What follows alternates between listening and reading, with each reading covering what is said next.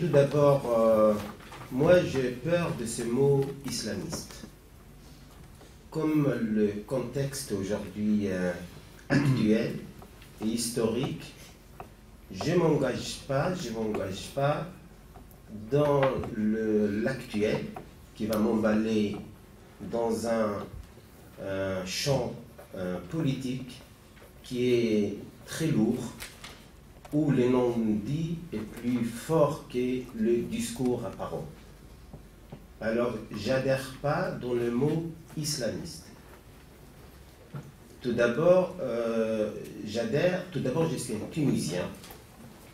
Et moi, je peux oser le dire, j'ai toujours été attaché à une alliance Nahda-gauche. Plutôt depuis que j'étais lycéen, étudiant et après exilé pendant une vingtaine d'années. Et j'ose dire, pendant une vingtaine d'années, j'ai travaillé qu'avec la gauche, 100% contre mes alliés aujourd'hui au pouvoir. C'est des quais de contradiction qui ne va pas toujours avec le primitif idéologique que j'ai appris lorsque j'étais tout petit, entre 10 et 15 ans. Monsieur Ferjani, vous l'avez bien mentionné, qu'il faut changer. Peut-être on a changé dans le praxis et la pratique, mais dans les idées, s'il s'agit de l'Orient très profond et antique, d'où le vrai conflit, il faut le dire, ce n'est pas à nous, petits acteurs tunisiens, de le changer, c'est le rapport entre la religion musulmane et la politique.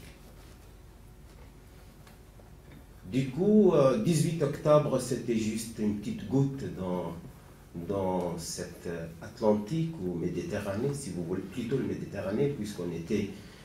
moi, j'ai vécu le 18 octobre d'un côté, d'un air parisien, très léger, des fois même heureux, des retrouvailles de l'opposition tunisienne, anti-pouvoir tout d'abord, anti-système.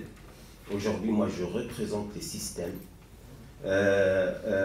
Du coup, vous voyez sur cette table sur les systèmes et les anti-systèmes, le pouvoir et l'anti-pouvoir, et le nom dit toujours le religieux et le politique. Je suis dans une lutte actuelle, politique. Et d'ailleurs, moi, j'ai beaucoup aimé les discours. Le texte des 18 octobre, c'est des textes qui gèrent plutôt politiquement le problème du religieux et du politique. Le rapport entre l'État et la religion, c'est un texte extraordinaire. Le problème de la violence, le problème de l'égalité homme-femme. Tout ça, c'était révolutionnaire. Ou, j'ose dire, un avant-goût révolutionnaire à la tunisienne. Et on était tous pragmatiques au sein de Nahda, tous.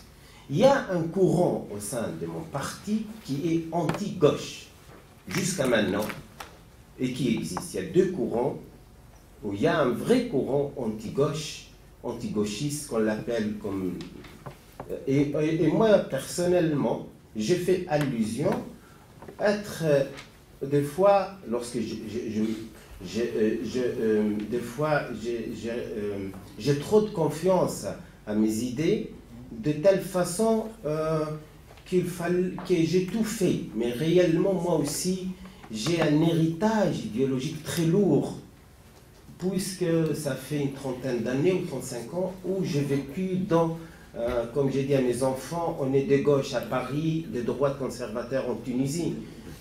Du coup, c'est une vraie dialectique où j'ai du mal à l'exprimer ou les vivre. Mais dans ma tête, je n'ai aucune différence. Je me sens plusieurs fois plus proche à mes amis de gauche que mes vraiment amis au sein de mon parti.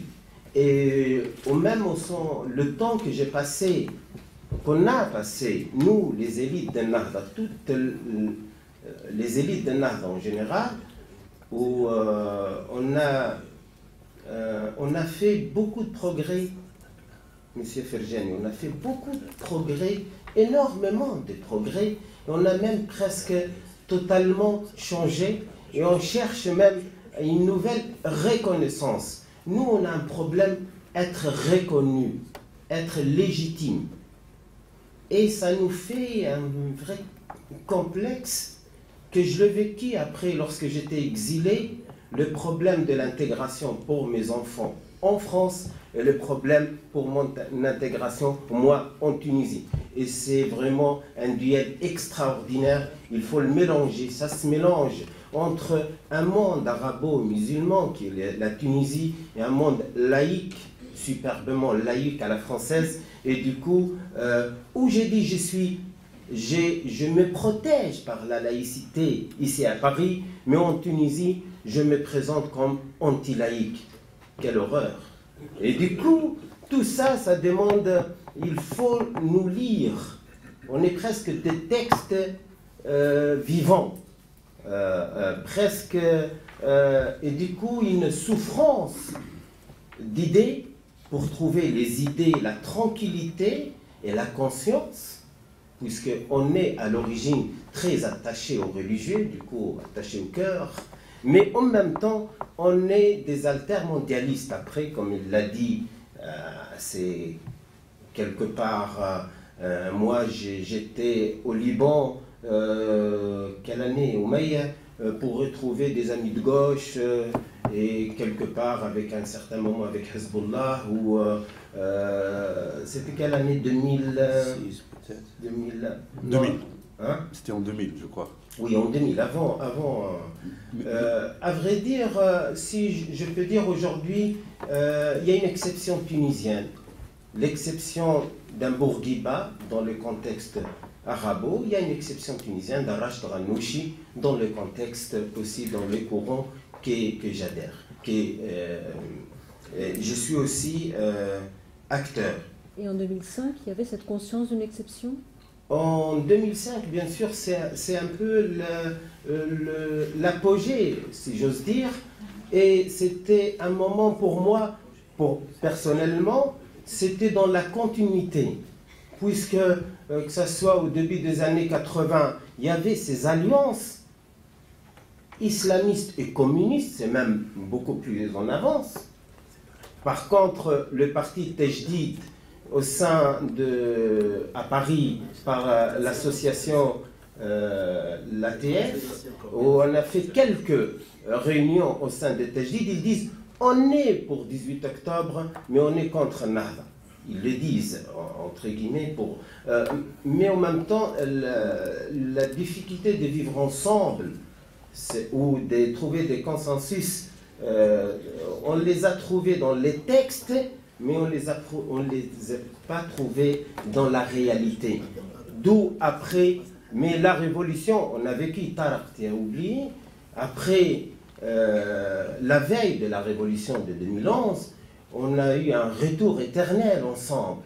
On est presque effacé devant le phénomène révolutionnaire tunisien et on n'en parle plus que Ben Ali dégage. On était jusqu'au 14, le soir des 14, au poste de travail, on était ensemble. On ne savait pas que Ben Ali allait partir, mais on était sûr qu'on va gagner, même si après la mort, peu pour Tarek. Mais on n'était pas très convaincus qu'on va gagner. Mais on était des vrais militants.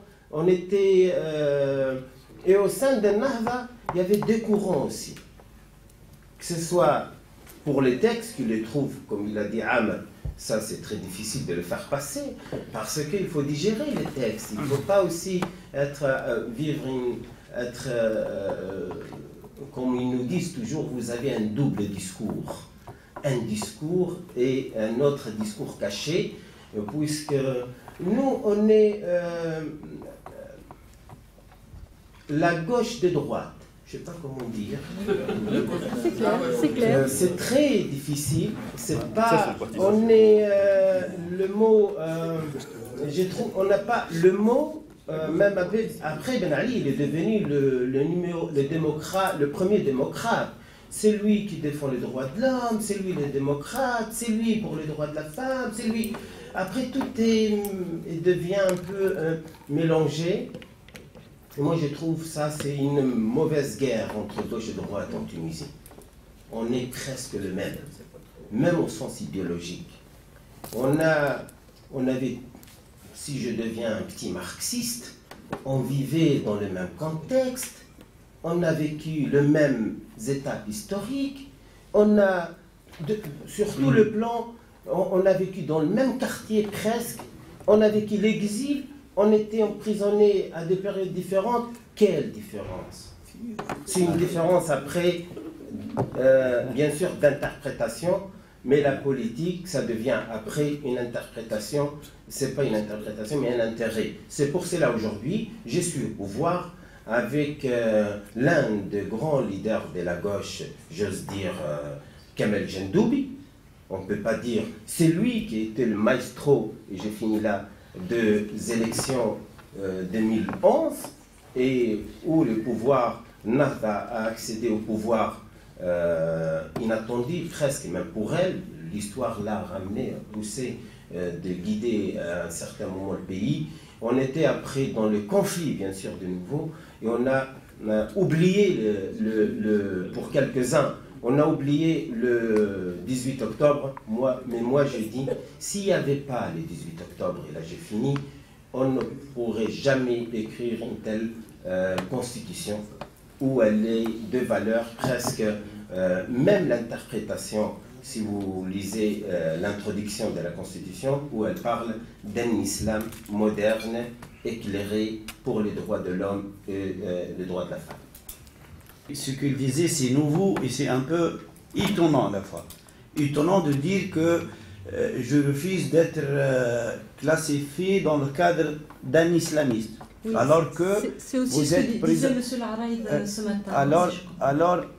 Alors que vous êtes présenté comme député du mouvement Nahda et vous faites partie du responsable de Nahda. Comment peut-on, si vous voulez, évaluer ce discours au sein du mouvement Nahda, ou est-ce qu'on peut avoir plus de responsables qui tiennent ce discours-là au sein du mouvement Nahda?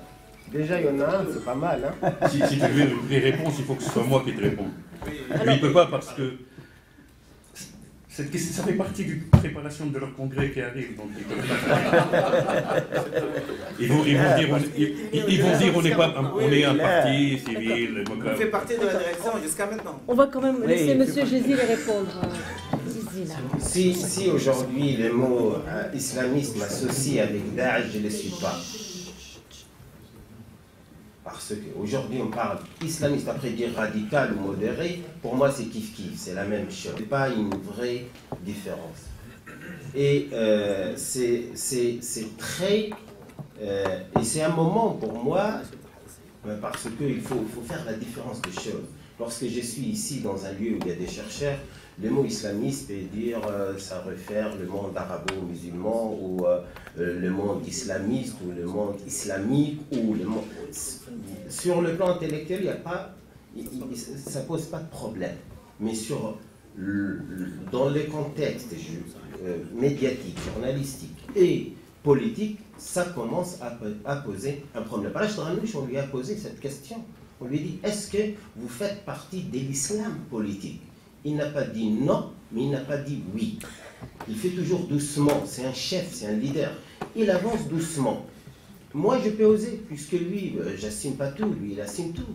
Mais j'ai jamais... aujourd'hui, je trouve qu'il y a un temps de rupture pour nous, et d'évolution, et d'autocritique réelle.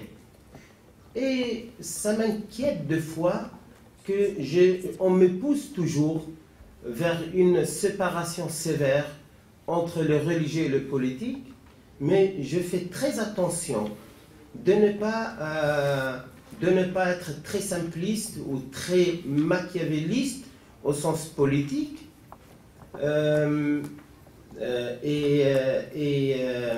Je dis que le problème aujourd'hui, il y a une réalité arabo-musulmane. c'est que le monde arabo-musulman a du mal à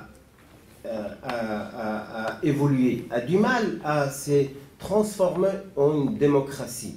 En Tunisie, le petit pays là où même moi, j'ai même pas rêvé qu'on va arriver après, en 2015 ou 2016, à ce temps qui est pour moi exceptionnel, et on a peur que ça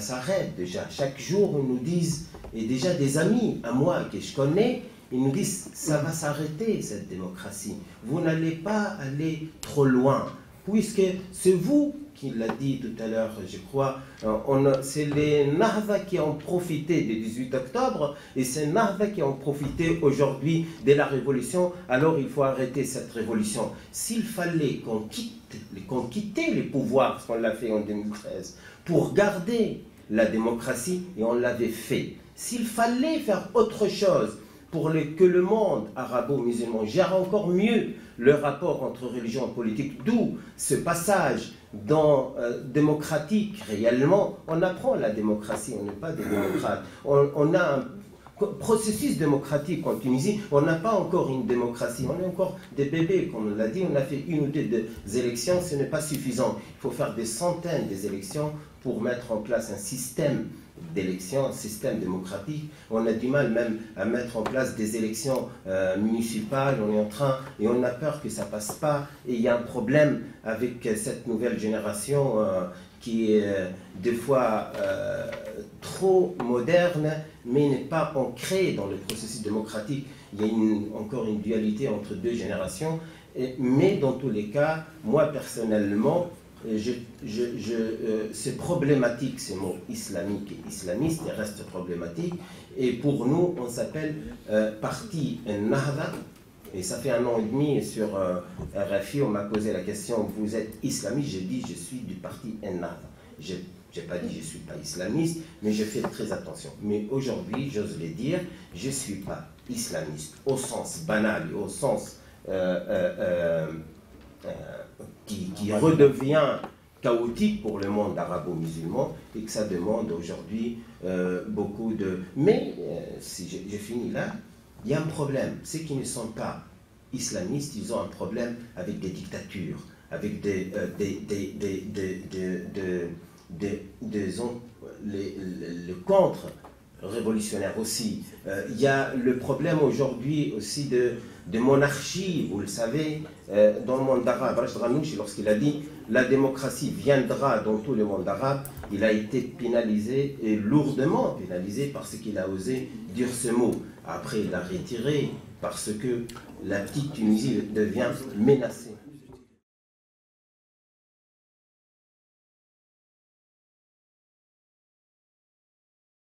Qu'est-il advenu le 18 octobre en monde de la Révolution? Sans détour, je crois que aussi, moi je suis parmi ceux qui croient que le 18 octobre était mort de sa belle mort pendant la Révolution. Il n'existait pas. D'ailleurs, à l'époque, je crois que, si je me rappelle bien, M. Chabi a claqué la porte en 2009. Le Forum démocratique de M. Bonjafar a déjà contracté une alliance avec les Tajdid. Le CPR a changé de position au gré des humeurs de M. Marzouk. Ça dépend des moments. Et au moment de la Révolution, le mouvement du 18 octobre était absent comme acteur. Et le fameux esprit du 18 octobre était une espèce de vague souvenir, parfois nostalgique chez certains. Je regarde notre ami Ayesh, parce qu'on en a parlé après la Révolution. On en a parlé avec un certain nombre d'acteurs présents ici. Mais le temps était à la politique à l'époque, et aux partis politiques, et à leurs calculs. Excite donc la société civile et les scrupules de cette société civile. L'illustration la plus parfaite, c'est les élections de 2011. Le 18 octobre, c'est en miettes, partout, et en grosses miettes et petites miettes, parce que la carte s'est recomposée. Et advient encore une année terrible, je le qualifie de terrible, c'est l'année 2012. Pourquoi? Parce que La charia qui a été bannie dans les textes du mouvement. J'en ai apporté un exemplaire que nous avons publié, édité, ici en France. C'est la version française, pas la version tunisienne. La version tunisienne, elle est plus mauvaise. 2012, donc je dis, parce que j'ai encore, je compte le temps, la charia qui a été bannie parmi les textes, par le texte du 18 octobre, a été évoquée comme une probabilité, pas seulement par ce que peut appeler les faucons du Mas de Chouchour, mais par le futur rapporteur de la Constitution. Et si au bout, donc, cette question, on peut la considérer comme faisant partie un peu d'un mauvais souvenir, ou un mauvais souvenir, il ne reste pas moins, que c'était un élément qui, pour moi, a déclenché une espèce de réflexion un peu davantage plus profonde sur et la nature et les intentions du parti NAR. Bien entendu, je sais aussi qu'il y a au sein de ce mouvement des militants, des responsables qui résistent, qui pensent autrement. Parce que je les connais. Il ne reste pas moi que c'était... Alors, évidemment, 2012 aussi, un autre fait qui me fait poser des questions, mais qui m'a aussi amené à avoir des convictions, c'est que les ligues, le prétendu ligue de la préservation de la Révolution, ils sont des véritables bandes fascistes. Et je pèse mes mots.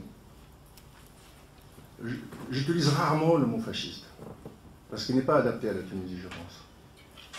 Mais ces ligues-là, ils m'ont pensé réellement à des ligues, des bandes fascistes.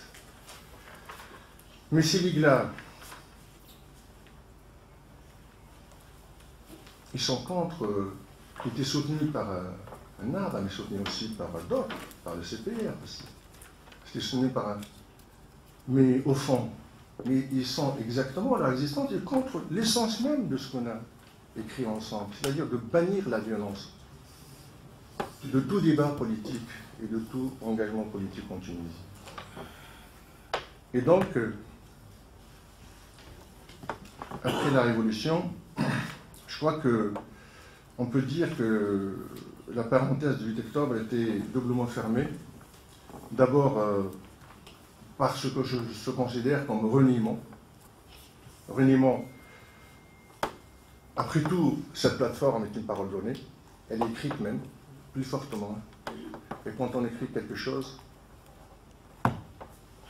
si on veut le renier, il faut le renier peut-être aussi de manière publique et par écrit. Et ensuite, par réalisme, parce qu'on a passé à autre chose, à une autre configuration des alliances. La politique en Tunisie n'est pas malheureusement encore envisagée dans la durée longue de la démocratisation. Elle se fait et se défait au gré des alliances, souvent éphémères, et surtout sans mémoire et sans horizon. Et maintenant, 18 octobre, qui demeure à mes yeux un moment de résistance démocratique, indéniablement, à la dictature. Alors, évidemment, il peut se prêter à plusieurs usages. Bon, il existe des personnes qui veulent nier l'existence même du 18 octobre. Le 18 octobre, on ne connaît pas. Comme s'il y a un remords d'un péché originel qu'il faut d'urgence oublier. Je vous dis tout de suite, je n'ai aucun remords en ce qui me concerne. Et puis, il y a la nostalgie. Hier, on a réussi un bel exemple d'action commune entre islamistes et laïcs. Ce n'était pas pensé comme ça, en réalité. En tout cas, en ce qui concerne le Comité pour le respect des libertés et des droits de l'homme en Tunisie. C'était conçu comme un combat démocratique pour les droits de l'homme. Et il se trouve, comme je l'ai dit dès le départ, que les islamistes étaient les principales victimes de la répression et de la persécution du régime de Ben Ali. Mais ça pouvait concerner d'autres. Et je rappelle qu'on défendait aussi des gens de l'ancien régime qui étaient réprimés par le régime de Ben Ali. Et je ne cite pas des noms.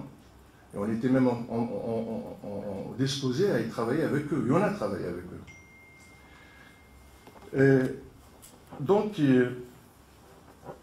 la nostalgie, donc, ce bel exemple comme d'action commune, le fameux, va peut-être inspirer certains, ce que certains disent, le fameux modèle tunisien, ou l'exception tunisienne, que je ne partage pas. Mais il suffit de raviver ce beau souvenir pour illustrer la belle exception tunisienne, comme certains l'ont dit. Et puis, pour ma part, je préfère une position beaucoup plus modeste. Pour moi, le mouvement 18 octobre a bien eu lieu. Il a contribué à décrisper les relations entre les laïcs, les séculiers, et les islamistes. Cette fois-ci, je vais parler plus précisément de Nahda, et non pas tous les islamistes, car le contact, le dialogue était avec les gens de Nahda, dont je compte parmi eux, y compris des amis, ils le savent, et ce malgré les alliés. Ensuite, je pense que les acteurs de l'expérience se sont dispersés. Il ne sert à rien de tenter de recoller les morceaux d'une scène politique trop idéalisée, alors qu'elle est aujourd'hui travaillée par une reconfiguration permanente. Notre scène politique n'est pas encore stabilisée. Elle va vivre davantage pendant des années une instabilité chronique. Elle aboutira certainement à des étapes où on passe d'un stade à l'autre. Mais malin celui qui me dira quelles seraient les configurations de la scène politique, pas dans 5 ans, dans 1 an. C'est-à-dire au lendemain des élections municipales, dont on ne connaît même pas aujourd'hui, évidemment, naturellement, les résultats. Et dont les résultats vont certainement peser sur la reconfiguration encore davantage, la recomposition encore davantage de la scène politique tunisienne. Ce qui n'est pas en soi une mauvaise chose pour moi, mais disons que l'instabilité politique, avec ses conséquences sur l'instabilité institutionnelle et parfois gouvernementale, pose un problème de fond. Quand on veut parler de politique, d'avenir de la Tunisie, des urgences, etc. etc. Enfin, il s'agit pour moi de construire, de défendre notre démocratie avec cette mémoire partagée par certains acteurs, mais aussi avec d'autres acteurs porteurs d'autres idées, pourvu que tous les efforts convergent pour asseoir non pas un modèle, mais une démocratie véritable tunisienne qui correspond aux aspirations des Tunisiens aujourd'hui et demain. Voilà, très vite, excusez-moi si j'étais lent, je n'ai pas voulu réagir par rapport à l'optimisme ou au pessimisme, mais disons, je préfère laisser ça aux commentaires et aux échanges. Merci. Merci beaucoup.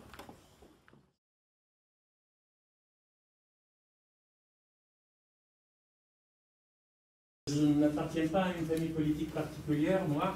Je vais intervenir en tant qu'ancien président je vais intervenir en tant qu'ancien président de la Ligue tunisienne des droits de l'homme à l'époque. Bien sûr. C'est pour dire que j'ai été contacté par Ayeshi, Lotfi, Najib Chebi, Hamal Hamami, nous avons discuté. Personnellement, j'étais d'accord pour participer à cette entreprise. Mais après avoir discuté avec un certain nombre de collègues du comité directeur, il s'est avéré que ça allait créer un mouvement de sécession, de secousse très forte. Donc, j'ai renoncé personnellement. Mais la Ligue, dès le premier jour, nous avons publié un communiqué le 18 octobre, justement, puisque déjà, c'est préparé, on savait ce qui allait se faire. Donc, le 18, on a publié un communiqué pour apporter le soutien de la Ligue aux revendications. Parce que nous avons une pratique bien établie, c'est de soutenir les revendications et non les formes de lutte. C'est-à-dire, on ne soutient pas une grève de la faim ou un sit-in ou une séquestration. Une émolation par le feu. Ou une émolation par le feu. On soutient les revendications. Donc, on a soutenu dès le départ, le 18 octobre, les revendications du 18 octobre. La deuxième chose, c'est que la Ligue était très, très impliquée dans ce mouvement. D'abord, par des militants de la Ligue. Aïcha elle-même était à l'époque, il est actuellement membre du comité directeur, comme Lotfi Haji de la Ligue. Ils étaient tous les deux à l'époque, Ayesh est secrétaire général de la section de Tunis et Lotfi, membre de la section de Bizerte. dans les sections de la Ligue à l'intérieur de la République, pratiquement tous les mouvements de soutien au 18 octobre se sont organisés autour des sections régionales de la Ligue. Donc la Ligue a apporté son soutien.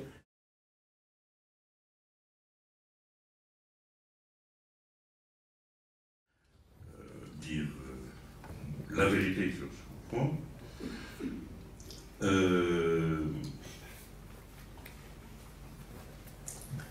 On a abordé ce mouvement à Paris, comme ça a été dit auparavant. Ça a été une participation au 18 octobre, coordonnée avec le 18 octobre, mais très particulière et très différente, c'est-à-dire avec une grande autonomie. Elle avait son importance parce qu'il y avait une grande partie des directions des partis concernés, des partis d'opposition qui se trouvaient en exil, et c'était discuté avec eux. Donc aussi bien, même avec Hamel Hamem, qui à l'époque n'était pas Hamel Hamem, il venait d'ailleurs chez Smart, je crois, je l'ai vu à Nier, etc. Et ça a été discuté avec lui ici, Marzouk, et ça a été discuté avec lui directement ici, etc. Donc les directions actuelles étaient très présentes ici pour produire quelque chose de différent. Pour produire quelque chose de différent. Différent de plusieurs points de vue. On a reçu la grève de la faim et le collectif ici comme une aubaine, comme voilà, une occasion de faire quelque chose qui était attendu depuis longtemps.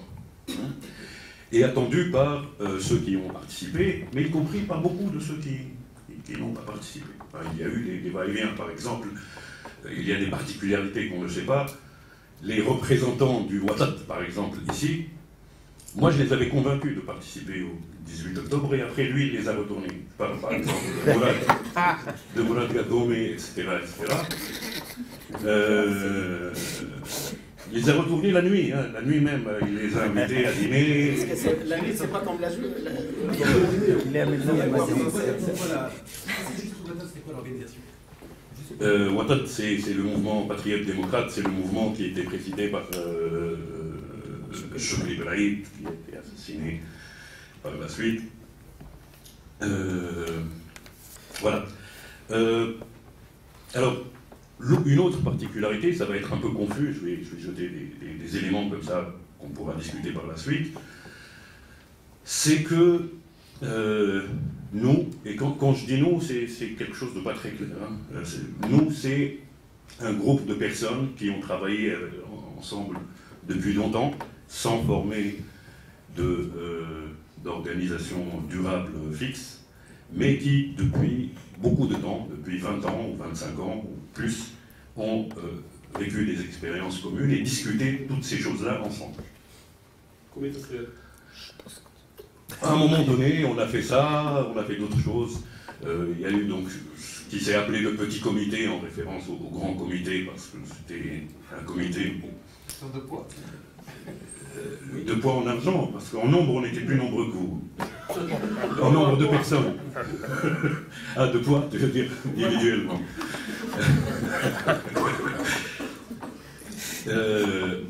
Et nous, on avait une position très particulière, on vivait le 18 octobre comme un épisode d'une histoire qui avait commencé longtemps avant. Ce groupe de personnes était un groupe de personnes très entre deux, très hybride, disons, qui venaient d'expériences très différentes. Quelques-uns d'entre nous, et moi-même d'ailleurs, moi je venais de l'extrême gauche tunisienne, au tout début de cette famille qu'on appelle la famille patriote démocrate. C'était ma seule expérience politique organisée, pour ensuite, on s'est, sur des débats qui sont semblables à cela, on a pris une voie un petit peu différente, surtout en discutant avec des gens d'autres pays, principalement de pays arabes et dans l'immigration. C'est-à-dire notre identité politique et notre participation au 18 octobre était, c'est très particulier, hein, ça ne vaut pas pour le reste des participants, complètement déterminée par nos expériences dans différents pays arabes. Tous nous avons eu des activités ou avons vécu ou avons participé à des choses en Palestine, en Irak, au Liban, et dans l'immigration, dans des mouvements assez particuliers. Et ces débats-là duraient depuis longtemps. Moi et les 4 ou 5 personnes avec lesquelles on a débarqué en France au début des années 90, la première fois qu'on a commencé à travailler avec des gens de Nahdha, c'est à militer, à participer à des actions communes. La première fois, on en parlait hier avec Lotfi El-Haji, c'était en 92, je crois que c'est mars 92, et on s'était rencontrés dans une manifestation de soutien à 415 Palestiniens qui ont été éloignés de Gaza et de Cisjordanie à Majzour. Ça s'appelait Majzour. C'était la première fois que nous rencontrions en France des gens de Nahdha, et c'était la première fois qu'on a commencé à travailler et faire des actions ensemble. Au début, c'était pas sur la Tunisie. Mais les débats et les discussions ont commencé à ce moment-là. Et elles ont circulé beaucoup, un petit peu partout. Je peux citer beaucoup d'exemples, aussi bien ici dans l'immigration. Dans l'immigration, ça c'est même...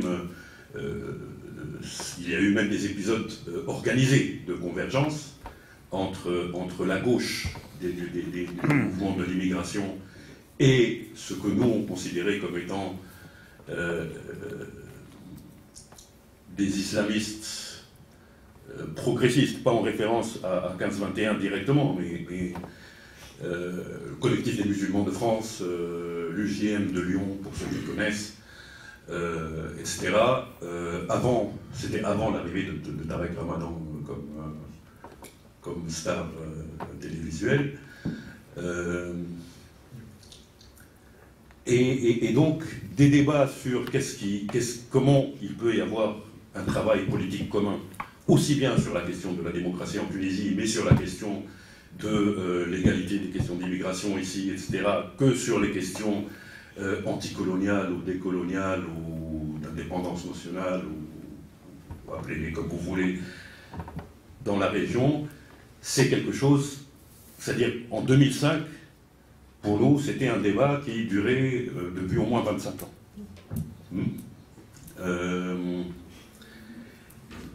Et on avait une position qui ne correspond pas au clivage qu'on est en train de mettre, ou les clivages qui sont considérés comme étant importants par la plupart des gens. Nous, notre problème, c'était pas que... Nous, on ne voulait pas que les islamistes, on dit, deviennent une démocratie chrétienne. On voulait qu'ils deviennent la théologie de la libération.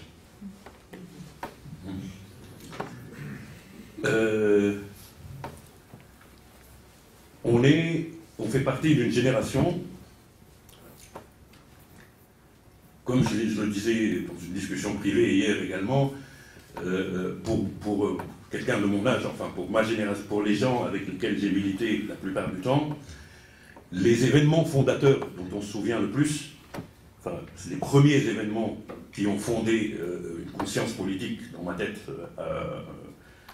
à moi, en Tunisie. Mon premier souvenir politique, c'est le 26 janvier 1978, c'est mon premier souvenir politique. Le 26 janvier 1978, la révolution iranienne, Camp David, le mouvement lycéen de 80-81 en Tunisie et le siège de de Beyrouth en 82, je crois qu'au moins pour moi et pour 2 ou 3 camarades avec lesquels on a milité pendant longtemps, et on a été les noyaux de plein de projets qui ont existé, qui ont capoté, qui ont participé. Je crois qu'on a participé à absolument toutes les luttes de l'immigration arabe et d'opposition à Ben Ali depuis le début jusqu'à maintenant. Quand je dis depuis le début, ça veut dire depuis janvier 88. 78. Non, contre Ben Ali, il est janvier 88. Oui. Je peux vous montrer le premier tract contre Ben Ali qu'on a produit, qui s'appelait من دولة je sais plus من دولة اللص يهز الكل إلى دولة السبع الحي.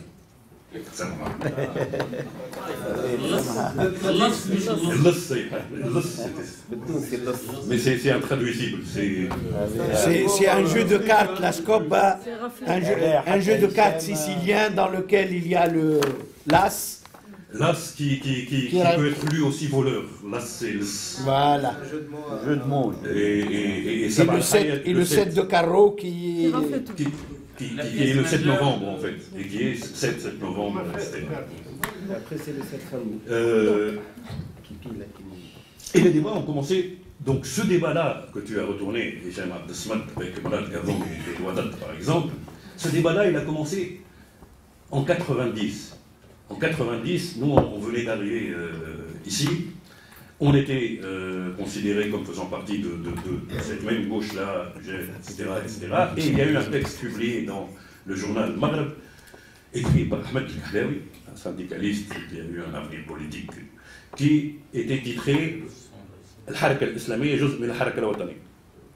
Le mouvement islamique et fait partie du mouvement national. Qui a donné le Ouattad min al-Haraka al-Islami avec Kahlaoui. Et voilà, Mawad. Et Malad Gazom, qui était notre chef, puisqu'on est arrivé ici, et lui, il était le patron de l'UGET à Paris. Nous, on est arrivé avec ce texte-là de Ahmed Kahlaoui, et on a dit, il faut qu'on discute cette question-là, et comment on fait avec ces islamistes-là, ils deviennent importants, et le débat et les clivages et les trucs ont commencé à ce moment-là, même à Paris.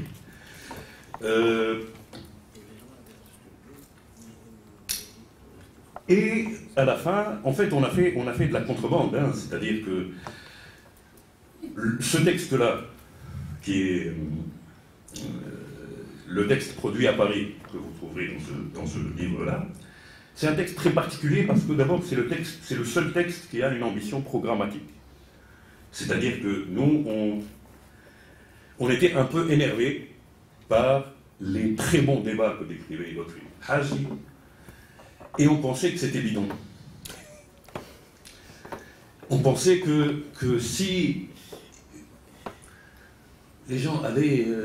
toute l'histoire, c'est de mettre Nahda dans un coin et de lui dire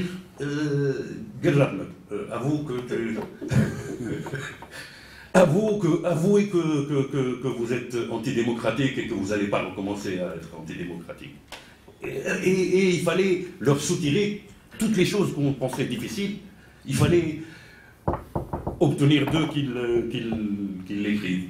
Bon, ils peuvent l'écrire ou ne pas l'écrire, ça peut être sincère ou pas sincère. On ne pensait pas que la politique, ça se fait comme ça. Donc, le souci de ça, l'objectif de ça, en réalité, c'était surtout de préserver l'unité de la gauche et des démocrates face à une alliance avec les islamistes. C'était ça. En fait, c'était à l'usage interne.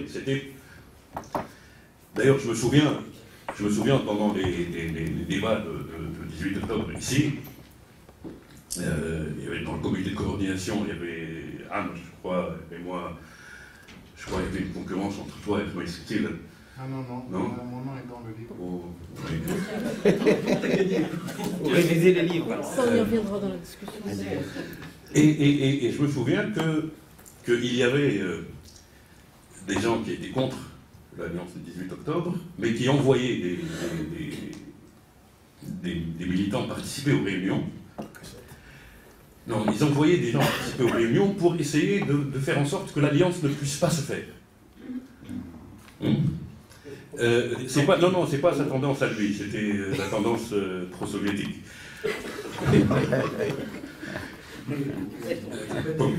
Et on avait des militants qui venaient exprès pour dire aux gens de gauche, et surtout aux Poctes, pour leur dire vous n'avez pas honte de travailler avec des gens qui sont contre l'égalité des femmes, par exemple. Et donc, ils sortaient des questions difficiles. Par exemple, ils disaient bon, l'égalité totale et l'héritage. Il faut absolument qu'on discute ça, en pensant que Nahda n'acceptera jamais cette discussion, et ils pourront se retourner vers la gauche en leur disant vous voyez avec qui vous travaillez. Et comme à chaque fois le débat a marché et a abouti à des normes consensuelles, ils n'ont plus trouvé des sujets. Ils n'ont plus trouvé des sujets difficiles pour faire éclater la chose. La dernière carte qu'ils ont sortie, c'était il faut qu'on mette le droit des homosexuels. Et on les a mis. Et donc, Ahmed m'a dit écoute, ça, je crois que ça va être difficile pour moi de faire passer.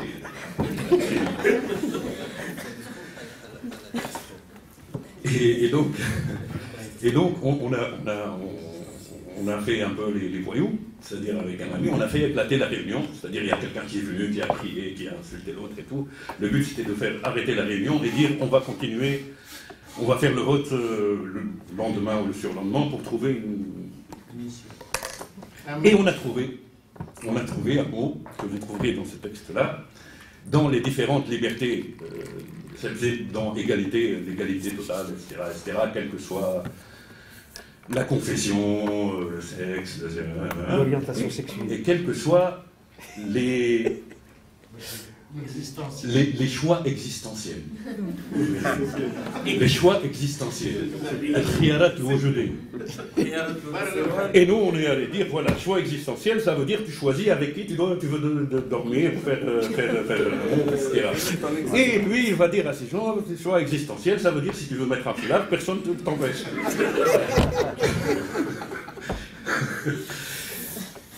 Donc la question, je pense, oui, j'ai trop rallongé. Je vais finir juste sur quelque chose. La question, je pense, continue. Moi, je pense que le 18 octobre est un épisode important de beaucoup de dynamiques et de beaucoup de lignes d'histoire qui ont commencé longtemps avant et qui, je crois, vont continuer d'une manière ou d'une autre.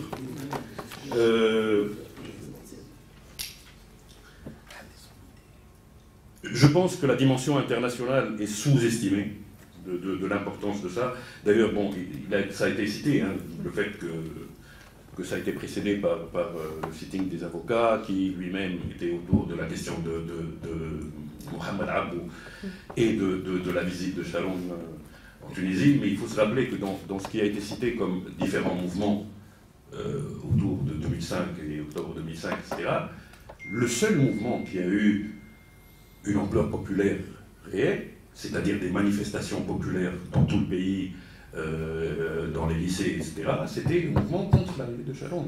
C'était le moment où il y a eu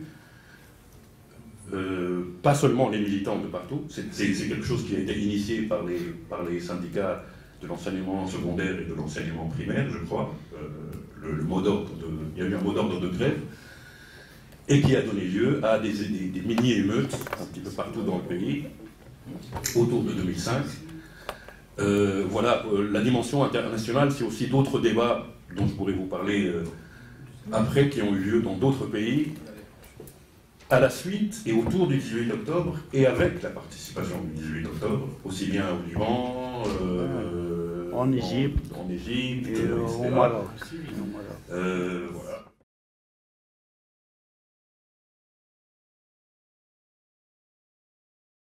Alors, moi, je voudrais simplement rappeler pourquoi j'étais contre.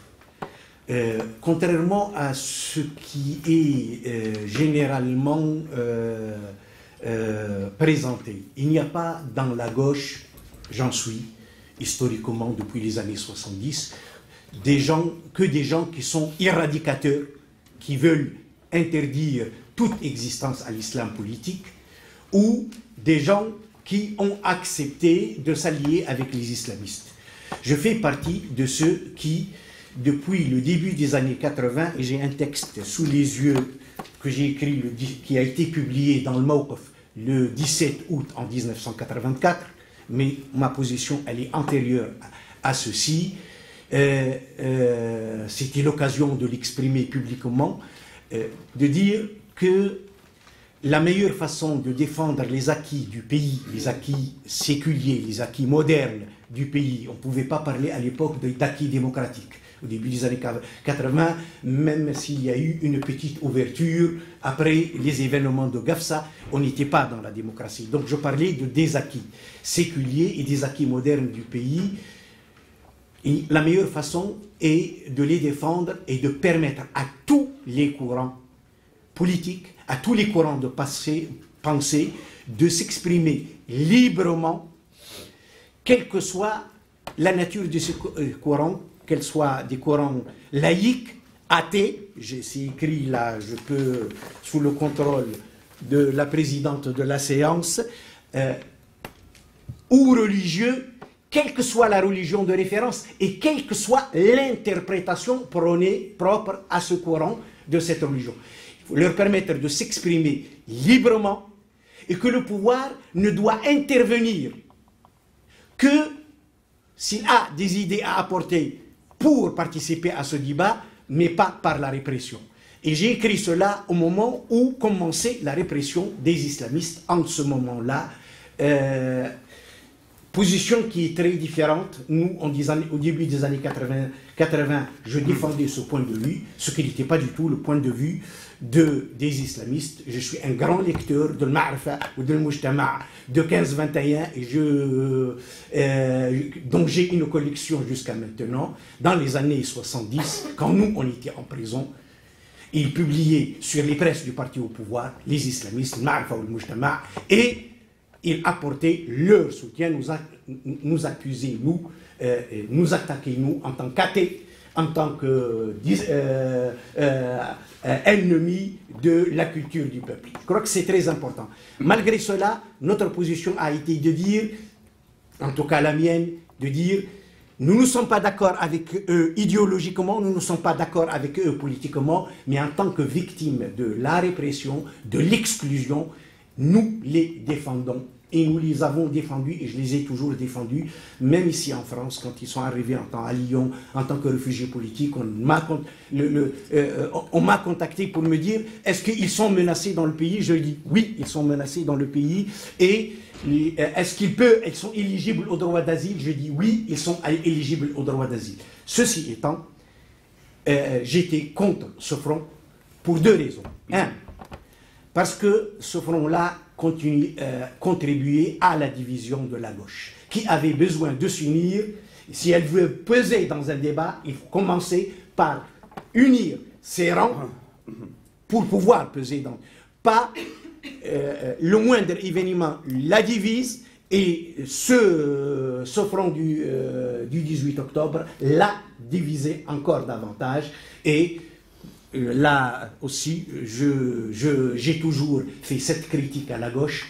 Elle sous-estime ses divergences avec ses adversaires et surestime ses divergences en son sein, de façon à ce qu'elle n'a jamais pu constituer une force politique qui pèse jusqu'à maintenant, à cause de cette attitude qui fait que la moindre divergence au sein de la gauche entraîne son éclatement et on devient des ennemis, et alors que les divergences, que ce soit avec le NDS, que ce soit avec le pouvoir, parfois certains ont, par peur des islamistes, se sont alliés avec le pouvoir, ou par peur du pouvoir, contre le pouvoir, on s'allie avec les islamistes et on tait les divergences avec ceux avec qui on s'allie.